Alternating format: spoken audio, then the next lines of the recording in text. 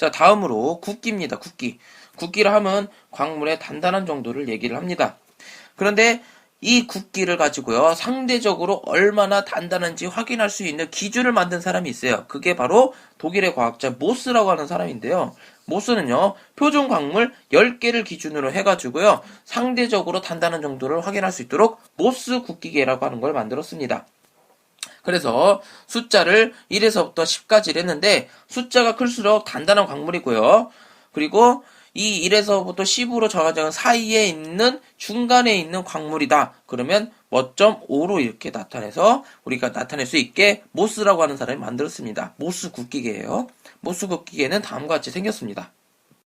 자, 지금 모스 굵기계가 1번에서부터 10번까지 나와 있습니다.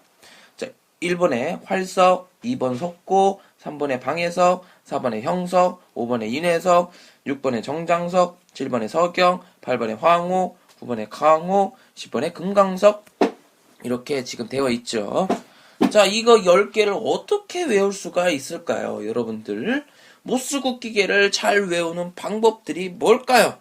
자, 선생님 같은 경우에는요, 한 문장으로 만들어가지고 외웠는데요. 활석을 방해하는 형석을 인정 없는 석영이 황급히 감금했다. 이런 식으로 외웠습니다. 자, 우리가 이 문장을 어떻게 풀어낼 수 있는지 한번 보겠습니다. 활석을 방해하는 형석을 인정 없는 석영이 황급히 감금했다. 다시, 활석을 방해하는 형석을 인정 없는 석영이 황급히 감금했다. 이런 식으로 한 문장으로 만들 수가 있습니다. 글씨 써달라고요? 아니요, 절대 안 써줄 겁니다. 여러분들이 외우세요. 다시, 활석을 방해하는 형석을 인정 없는 석영이 황급히 감금했다. 활석을 방해하는 형석을 인정 없는 석영이 황급히 감금했다. 이런 식으로 한 문장을 만들어서 외우게 되면 모스 굵기계 1번에서부터 10번까지를 여러분들이 잘 외울 수 있을 겁니다. 그 다음에 마지막입니다. 염산반응과 자성이 있습니다. 염산 같은 경우에는요, 굉장히 위험한 물질이라고 하는 거 여러분은 잘 알고 있죠. 이 염산을 떨어뜨렸을 때 거품이 일어나는 것들이 있습니다.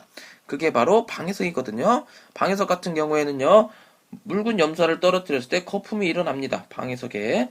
그 다음에 자석 같은 성질을 갖고 있는 게 있는데요. 광물의 자석의 성질을 갖고 있어 쇠붙이가 달라붙는다. 그런 것들이 뭐냐면 이 자철석 등이 있습니다. 자, 마지막입니다. 광물은 우리 실생활에 어떤 식으로 어떻게 이용이 될까요? 첫 번째 석영입니다. 석영 같은 경우에는 모래 주성분입니다. 그래서 유리, 반도체 등에 이렇게 사용하게 됩니다. 반도체 유리에 사용되는 게 뭐라고요? 그렇죠, 석영입니다. 그 다음에 운모입니다. 운모 같은 경우에는 전기가 잘 통하지 않기 때문에 전기 다리미에 절연체로 사용하게 됩니다. 그리고 돌침대 등에도 사용하게 됩니다. 이용하게 됩니다. 그 다음에 황동석 같은 경우에는요, 황동석 안에 구리가 있거든요. 이 구리를 빼서 바로 전선을 만드는 데 사용하게 됩니다. 우리가 구리 같은 경우에는 전기를 잘 통하기 때문에 전선을 만들 수가 있습니다. 그 다음에 금강석 같은 경우에는 여러분이 잘 알고 있는 다이아몬드예요. 다이아몬드 등급이 좋은, 굉장히 좋은 금강석 같은 경우에는요, 가공을 해가지고요, 장신구를 만들기를 하고요. 그 다음에 좀 등급이 안 좋은데 이 다이아몬드 같은 경우는 굉장히 단단하잖아요. 이 단단한 성질을 이용해서 암석 절단기의 날 같은 경우에도 사용하게 됩니다. 우리가 보통 유리를 자르건 유리칼 같은 경우에 안쪽에 보면 굉장히 조그만한 금강석이 들어있다. 우리가 그렇게 확인할 수가 있습니다. 그 다음에 활석입니다. 활석 같은 경우에는 모스 굵기계 1번이죠. 1번. 굵기가 굉장히 무르고 부드럽습니다. 굉장히 잘 부서져요. 그렇기 때문에 화장품의 원료로 사용하게 되고요. 그 다음에 자철석 같은 경우에는 여기 안에 철이 들어가 있습니다.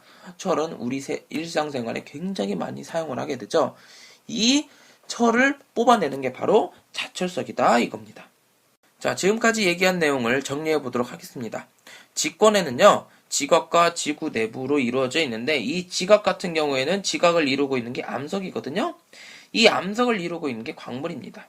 근데 이 광물을 이루고 있는 이 4,000개의 광물 중에서 주요하게 굉장히 많이 이루고 있다. 굉장히 많은 광물들이 들어있다. 그런 것들을 무슨 광물이다? 조항 광물이다.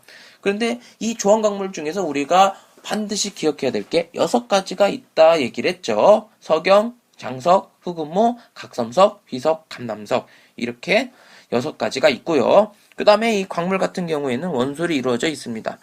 이 원소는요. 굉장히 많은 원소들이 있지만 그 원소들 중에서 가장 많이 이루고 있는 8가지가 있다. 그게 지각을 구성하고 있는 8대 구성 원소다. 몇 퍼센트? 98%다.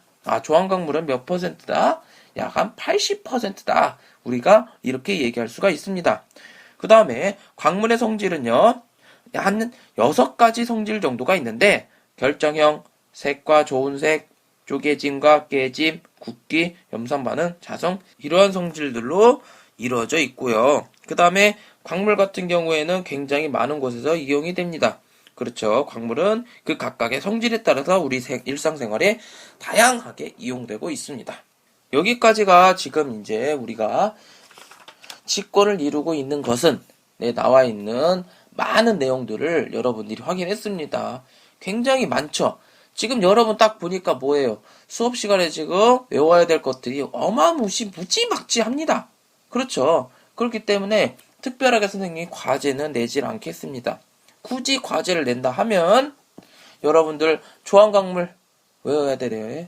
그렇죠? 조항광물 외워야 됩니다. 이건 반드시 외워야 돼요. 그 다음에 광물이 갖고 있는 성질 반드시 기억해야 됩니다. 특히 이 모스 국기계 10개 활석을 방해하는 형석을 인정 없는 석영이 황급히 감금했다. 이런 식으로 지금 여러분들 모스 국기계 10가지 외워야 되거든요. 외울 게 너무나 많아.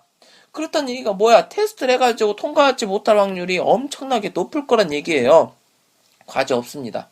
대신에 지금 여러분들 오늘 공부한 내용 이거 반드시 외워야 될 거 미리미리 공부해가지고 와서 수업 시간에 테스트를 잘 받아서 제발 선생님 부탁인데 무공교실 없었으면 좋겠습니다.